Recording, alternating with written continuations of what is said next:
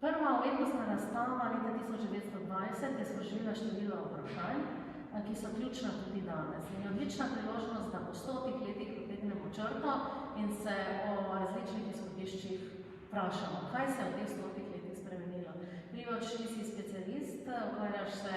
z prodajo umetniških del, hkrati si pa že dolgo vpleten v ta segment in tudi velik raziskovalec našega štajerskega področja oziroma zgodovine. Vprašanje za tebe, kaj se je ključnega zgodilo oziroma spremenilo v teh 100 letih na področju umetnostnega trga? Kar se tiče trženja likovne umetnosti, seveda je bila ta prva razstava leta 1920 ključnega pomena.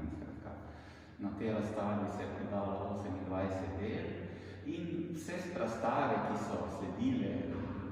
znotraj kluba Grohar in tudi kasneje, so bile prodajne.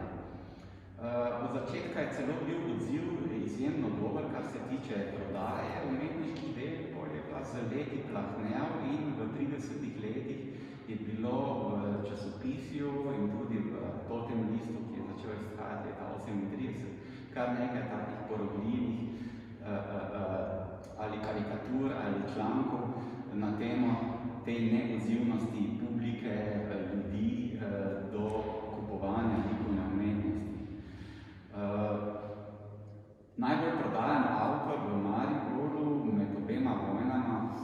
vsaj do njegove smrti leta 1934 ali 1935, je bil Anton Gvajc, ki je pač slikal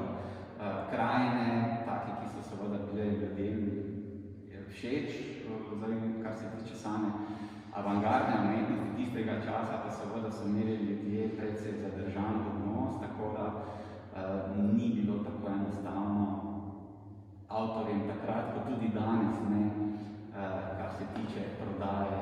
svojih del, ki jim je seveda omogočala preživeti in seveda nadaljnje delo. To je glavna tudi kritika,